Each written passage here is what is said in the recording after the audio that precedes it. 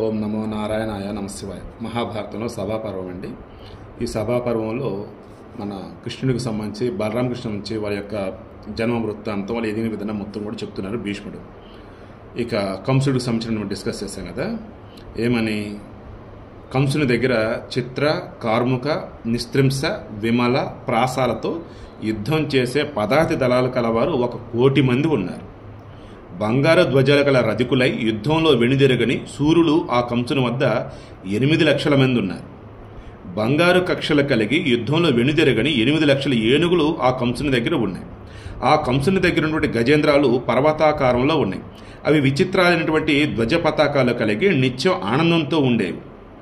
యుధిష్ఠిరా, బాగుగా అలంకరింపబడి వేగంగా వెళ్లే అడవి ఏనుగుల యొక్క బలం ఏనుగుల బలం కంటే రెట్టింపు ఉంది. క్షమించాలి, బాగుగా అలంకరింపబడి వేగంగా వెళ్ళే ఆడు ఏనుగుల కన్నా, ఆడ ఏనుగులు అంటున్నాడా, ఆడు ఏనుగులు అంటున్నారా, లేదంటే అడవి ఏనుగులు అంటున్నారా, నాకు నిజంగా అర్థం కావట్లేదండి. బాగా అలంకరింపబడి వేగంగా వెళ్ళే ఆడు ఏనుగుల యొక్క బలం ఏనుగుల బలం కంటే రెట్టింపు ఉంది. మేబీ వాళ్ళ దగ్గర ఏనుగులే ఉండొచ్చు. ఇక అతని దగ్గర మోదుగు పూలులా ఎర్రగా ఉన్న గుర్రాలు 16,000 ఉన్నాయి. కొదమ గుర్రాలు మరొక 16,000 ఉన్నాయి. అవి స్వారీ చేయడానికి శ్రేష్టమైనవి. బలవంతంగా వాటిని ఎవరూ లొంగ తీసుకోలేరు.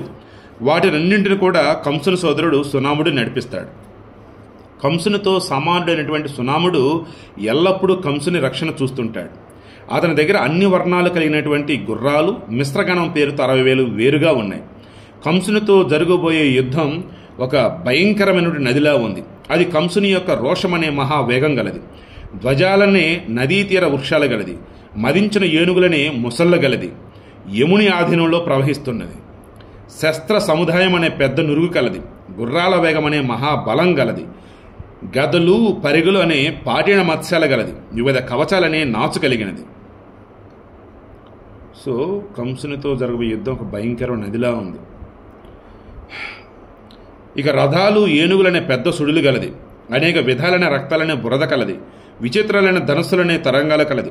రథాల అశ్వాల సముదాయం అనే మడుగులుగా గలది.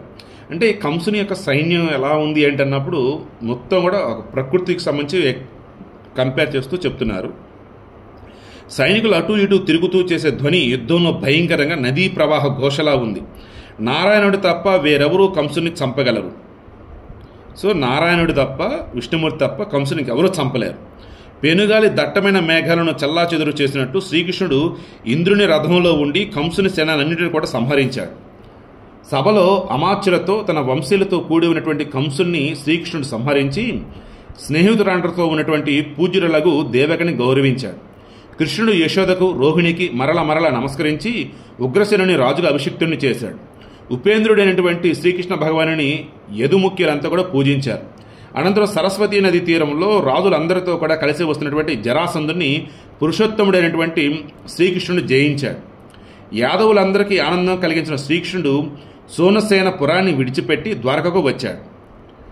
శ్రీకృష్ణుడు రాక్షసులను సంహరించి అనేక రత్నాలను, వాహనాలను పొంది యథాయోగ్యంగా వారిని రక్షించాడు. శ్రీకృష్ణుడు మామూలుగా పుండరీకాక్షుడు కూడా అంటూ ఉంటారు కదా. పుండరీకాక్షుడు అన్నప్పుడు కమలనేత్రుడైనా అన్నట్టు. ఇక వరాలతో గర్వించినటువంటి మహాసురులను, దానవులతో కూడి విఘ్నాలు కలగజేస్తున్న దైత్యులను శ్రీకృష్ణుడు సంహరించాడు.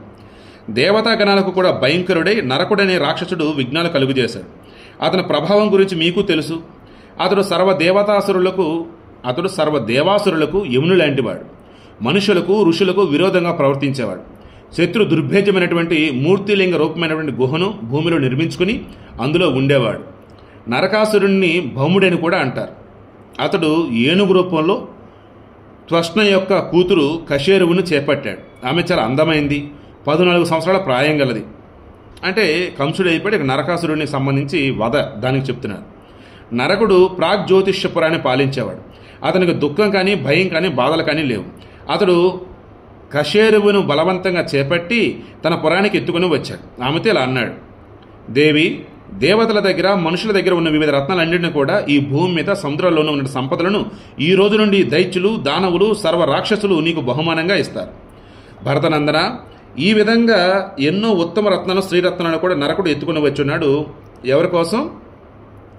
తాను ఇష్టపడేటువంటి కశేరువు కోసం. ఇక నరకుడు గంధర్వ కన్యలను కూడా, దేవ మనుష్య కన్యలను కూడా, 7 విధుల అప్సరస గణాలను కూడా బలవంతంగా ఎత్తుకుని వచ్చున్నాడు. ఎందుకు? ఈమెకు తోడుగా ఉంటారన్నట్టు. ఎవరికి? ఈ నరకాసురుడు ఇష్టపడ్డటువంటి కశేరువు కోసం. ఇంకా రేపు డిస్కస్ చేద్దాం.